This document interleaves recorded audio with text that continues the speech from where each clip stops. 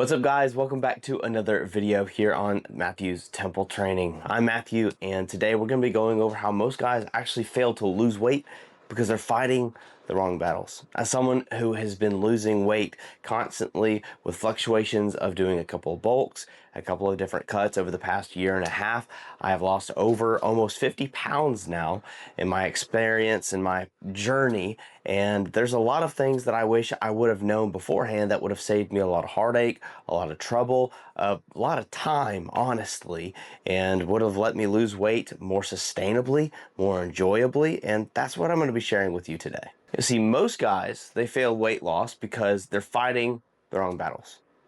I'm just going to share with you guys that I've been overweight for a long portion of my life. If you haven't seen the other videos, I practically got into college, gained about 15 to 20 pounds. After that, I got stuck with that weight. I looked in the mirror, and because I was used to seeing that, I was normal with my weight, and I was actually overweight. I was okay with seeing myself that way. And then I got married, and I added on another 15 to 20 pounds, and I realized, I'm not too fat. I look like everybody else. And then I started gaining even more weight. So I started eating healthy. And as I ate healthy, I still continued to gain weight. I hit about 200 pounds. I couldn't see my belt anymore whenever I was wearing my pants. And that's whenever I decided I have to start taking things into consideration and doing things. I invested thousands of dollars into some mentorship programs, didn't get anywhere. Finally had one of my brothers who lost over 108 pounds while eating ice cream, eating cake, eating whatever the heck he wanted to, and getting in the best shape of his life, teach me how to do things. And now I'm down almost 50 pounds. So that's sort of where I'm at.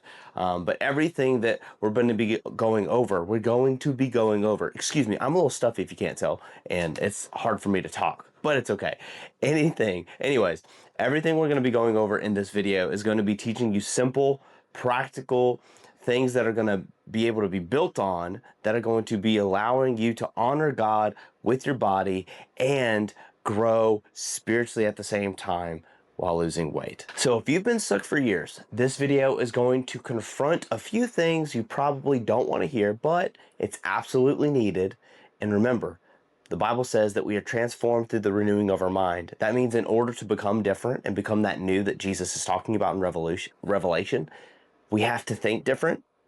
And as we think different, we become different. As a man thinks, so is he. So let's become new men today. So let's go over myth number one. Myth number one, clean eating will save you. Bullcrap. It's a lie. As a matter of fact, this is a perfect story of whenever I was eating clean.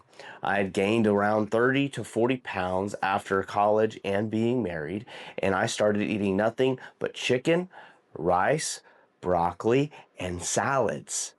That's all I ate every single day. For breakfast, I did have eggs, actually. I would have eggs with toast, butter, and for lunch, I would usually just have a salad. And then for dinner, I would always have chicken and rice, or chicken and broccoli, or chicken and mixed veggies. And that's all I ate constantly. I used to believe that that's all that I ever needed. But here's the problem. I still kept gaining weight. What I didn't understand was the power of a calorie deficit. Yes, I was eating chicken, but I was eating a lot of it. Yes, I was eating broccoli, but I was eating a lot of it. Yes, I was eating a salad, but man, was it baptized in dressing that is super high in calories. What I didn't know is I was eating clean, but my clean eating was well over what I needed to have maintenance calories at. And in order to lose weight, you have to eat less calories than you burn each and every single day. So what I need you to do is this. I need you to not have any type of thought process going into your lifestyle thinking that eating chicken's going to get me to lose weight, eating broccoli is going to get me to lose weight. No, eating in a calorie deficit is what's going to help you to lose weight. You don't need a stricter diet. You need a sustainable one. If you can't see yourself doing it for more than 6 to 12 months, it's not the right plan. See, I tried keto and I didn't like it. I can't afford and didn't afford the carnivore diet, and it's absolutely atrocious on your body in the long run. You can do it for a little bit and it's good to get like a reset, but it is not a sustainable diet for your health in the long run. Right? So you've got to find what works for you. What I found is allowing myself staple meals every single day that I'm going to eat that are going to hit my calories in a low way, hit my protein, hit my macros, and allow me to feel more full throughout the day so I don't eat as much. What that actually turned into was a full-sized chicken breast with some rice and a low-calorie sauce and a high fiber, low calorie tortilla all put together. And that is what I would have every single day at lunchtime. That would time me throughout the whole rest of the day, and I would fit the rest of my calories into my dinner or into my breakfast. That's sort of how my plan worked, and that was sustainable for me. Now, for some of you guys, I know I've got a couple of clients that are on the road constantly. They don't have time to wake up and make breakfast every morning, so they have to pre-plan and prepare some stuff beforehand, or they have to eat on the road. That's perfectly fine.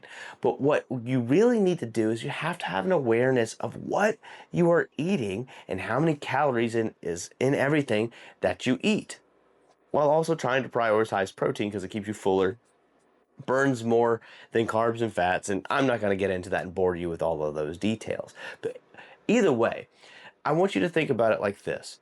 If you were able to put yourself into a position to see things from God's perspective, He does everything with intentionality. Whenever He created the world, He created it in the beginning. You know, it says He made the heavens and the earth. Then He made the sun and the moon. He made the greater light and the dimmer light. And then He said there was night and there was day. The night or the day was good. The light was good.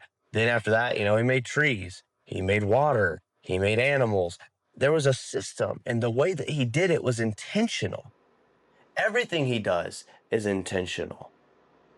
In the same way, we have to be intentional in the way that we come at our challenge of weight loss. If we're just throwing random stuff, hoping that it's going to stick, it's not going to work that way. The only way to get a for sure good plan, just like Jesus said it is good when He made the earth, is to have a strategy that's going to work with intentionality and in the right line of thinking. What that means for us as men of God is that we have to understand God calls us to discipline, not to misery, right? Misery would be eating chicken every single meal. For some of us, some people can eat the same thing every single day. I have the same lunch almost every single day. But for dinner and for breakfast, that's where I get my variety, right? He doesn't call us to misery. He calls us to discipline. So what is that step for you? Stop thinking about eating clean and start thinking about eating with intentionality and being in a calorie deficit. That's myth number one. Myth number two is this: I just need more motivation.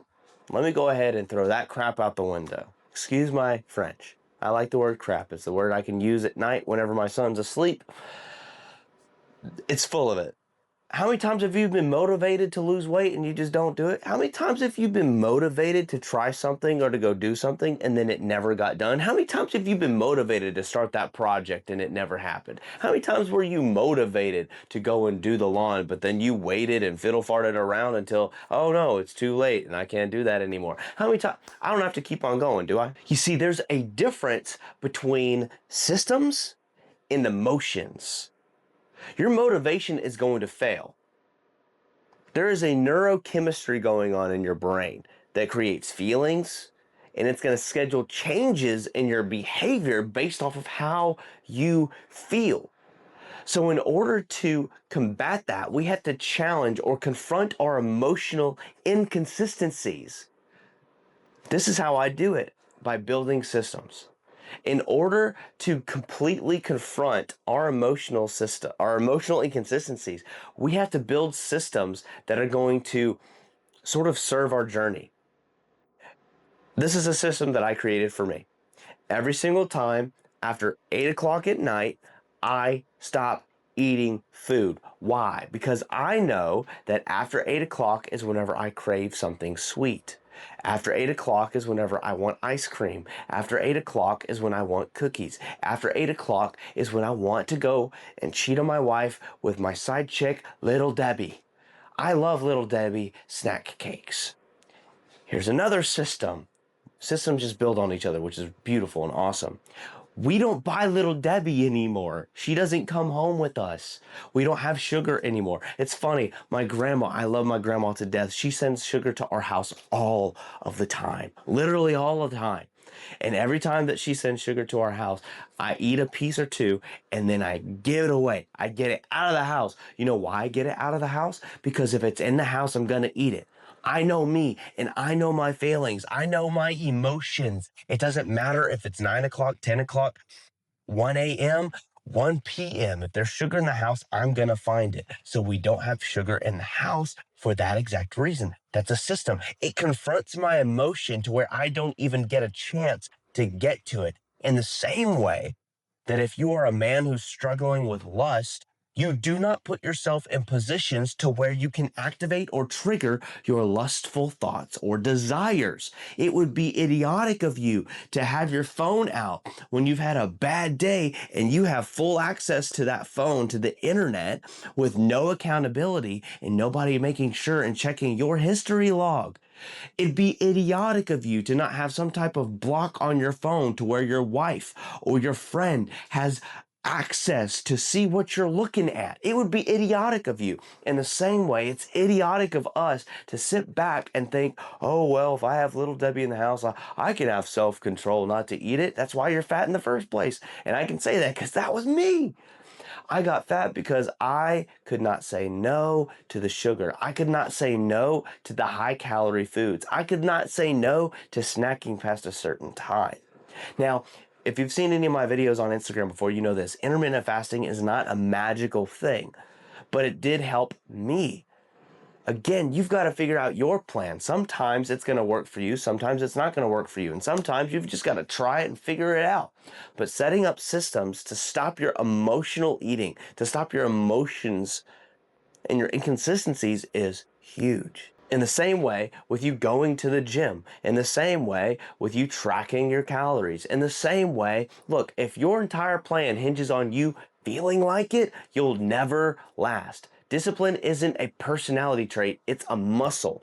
And that means you have to consistently start doing it over and over again. Consistency is key. And you're not disciplined right now in this area. That's why you're watching this video. That's why you're wanting to be more intentional with the quality of the entertainment that you're watching. That's why you're trying to be intentional by learning about how to lose weight. Learning's great, but until you actually put that into practice and do it consistently, you don't become that new creation. God's saying, behold, I'm making all things new. How? By the renewing of our mind, like Romans 12:2 says. Be transformed through the renewing of your mind. When you start to think differently, then you start to act differently. When you start to consistently act differently, eventually you become the person that you're acting like. How do you fall asleep? You close your eyes and pretend to be asleep, and eventually, guess what? You become asleep. You fall asleep. In the same way, how do you become someone who knows how to lose weight and to steward their body well? You start pretending and acting and doing the things that people losing weight are doing, and eventually it becomes you.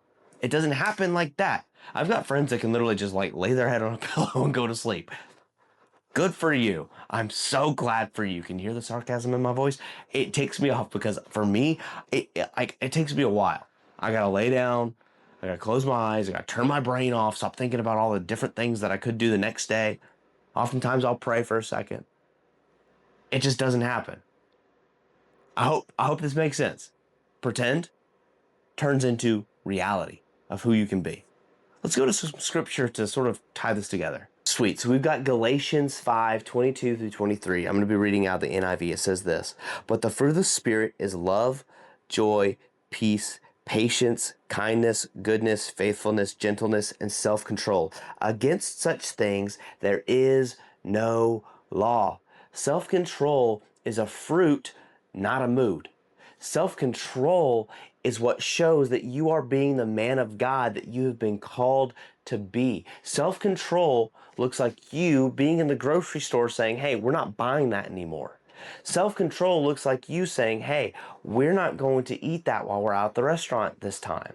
Self-control looks like you choosing the water over the sweet tea if you're in the South. In the North, I guess that would be pop. Or you can get the sugar-free pop or the diet pop. That's acceptable. Either way, you need more self-control. Myth number 3, weekends don't matter that much. Well, yes, they do.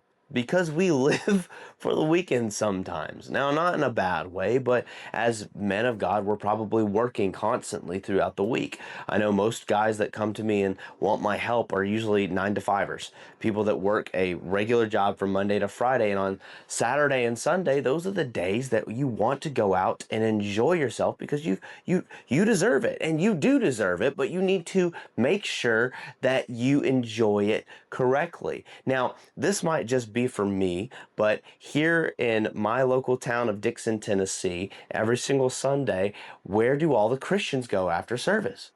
Mexican. That's where we go. We go and grab Mexican food with all you can eat chips and salsa before your meal gets there. And we all say this, we can't fill up on chips before our food gets here because then we're not going to eat as much of our food, right? Do you know how many calories are in chips and salsa if you eat too many?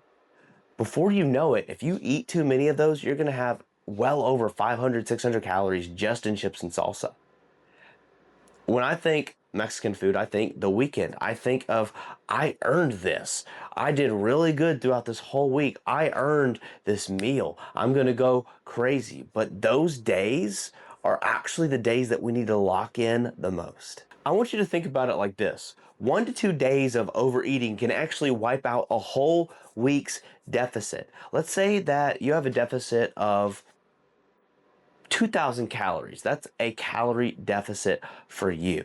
And for Monday through Friday, you eat at 1,800 calories. So you're eating 200 calories under your deficit, but then on Saturday you pig out and you eat 2,500 calories. Then on Sunday you do the chips and salsa thing on accident plus your meal. Then don't forget, everybody after service on Sunday night wants to go out and get ice cream, and you can't say no because you have to be with everybody. You have to enjoy time and company with everybody, so you eat that too, and next thing you know, you've ate 3,000 calories on Sunday. You completely negated those extra 200 calories that you did on Monday through Friday simply by allowing yourself to be indulgent on the weekends. You need to be challenged directly here, okay? If you are nailing your week, but you're blowing your weekends, you're in a plateau, you're in denial, you are not in a deficit, you are doing yourself a disservice. So here's a little gold nugget that I usually only teach to my clients inside of Matthew's Temple training, but I'm going to teach you here on this video. In order to enjoy the weekend, you can do something called calorie banking. That means that if you have a deficit of 2,000 calories, you can intentionally, like this last example we did a second ago, give yourself less calories during the week so you can have more calories on the weekend. But plan your I deserve this meal or I deserve this treat. Don't just go into it blindly. You, with the same intentionality we talked about in the first part of this video, need to go into the weekend with intentionality. Okay, I really want some pizza this weekend, or I really want some ice cream this weekend, or I know that after worship service on Sunday, everyone goes out to eat ice cream. How much is a blizzard? Okay, it's about 600 calories for a small or a medium. If I want that, I need to take that 600 calories and I need to subtract that off of the rest of my days and divide that up across the rest of my days for the rest of this week so that whenever that time comes, I can enjoy this guilt-free. You're welcome. So our last and final myth is going to be myth number 4. Cardio is the answer. It's not, unless you like cardio, and it's not technically the answer. It is a answer, but it's not the best answer. It's just sort of like it could be and I'm rambling. What's more important is your NEAT, your non-energy activity thermogenesis, which just is a fancy way of going over you're just surviving every day by walking, breathing, living. That's more important than cardio. Let me explain. You've probably heard or thought that if you're sweating constantly, that is equal to success, but it's not exactly true. There's this concept, and if you've watched my videos for any amount of time, you'd understand this, that walking oftentimes is going to outperform excessive cardio for fat loss. Because if you can simply just do something like get 7 to 10,000 steps a day, that is a consistent change, or not a change, it's a consistent moving of your body that is burning calories constantly. You watching this video, you're burning calories. You sleeping, you're burning calories. You simply just existing, you breathing, you're burning calories. So when you add simple things like walking outside to a normal routine of things that you normally don't do, that is going to help you increase your NEAT. Doing things like a 7,000, 8,000, 9,000, 10,000 steps per day is an amazing way to increase your NEAT. The more that you can increase your tendency to burn more calories without having to do excessive workouts like cardio, running, or anything crazy like that, you just need to simply do smaller things that get you moving more throughout the day. So I challenge you with this. You don't need to train harder. You need to move more consistently. So stop trying to outrun your fork. Yes, you need to be in a calorie deficit. So train yourself to eat with intentionality, but also train your body to move consistently. Not only is it going to help you lose weight, but in the long run, it's going to help you stay mobile longer down the line. You don't want to be that old person that can't move. I thrive, or I don't thrive. I strive to be like some of the people that are in my church that are in their 80s and 90s and are still working on farms, still doing stuff, still raking leaves, still moving around, still pushing stuff, still carrying stuff. Like, I want to be that person. I don't want to be the person that everyone has to help along because I haven't taken care of this body that God has given me. And I know that that's what you want to do too. You know what that starts? You know how to become that person? It starts right here, right now, by moving more, by losing the weight, by eating intentionally. That's what it's about. So I'm going to challenge your thinking today, man of God. If you're serious about becoming the man that He has created you to be, that God has created you to be, your health can't be optional anymore. It has to be at the forefront of your mind, because your children, they're relying on you, whether you have them now or not. Whether you have kids or not, your future kids, they rely on you. If you have kids right now, they're relying on you right now. Your wife is relying on you. Your future wife is relying on you. Your church is relying on you. Your job is relying on you. Dare I say it, God is relying on you. And if we can't get this right, how in the world are we going to get this right so that we can make the world a better place by sharing the gospel and being the best we can possibly be? So I'm calling you to a higher place today. You don't have a weight problem. You have a strategy problem and a consistency problem, and both are fixable. So if you want to actually take this seriously and you need help, go ahead and comment the words "I'm ready" below, and then I'll reach out to you and see if working together makes sense. If that's not something that you want to do right now, then take the tips in this video and apply them to your life. Not only that, just keep following me here at Matthew's Temple Training for weekly content, long form on YouTube, short form on all of my socials. You're going to get free value every single day to grow your spiritual walk, to help you lose weight, and to make you the man of God that you are truly supposed to be. I hope you have a wonderful day. God bless, and I will see you guys in the next video.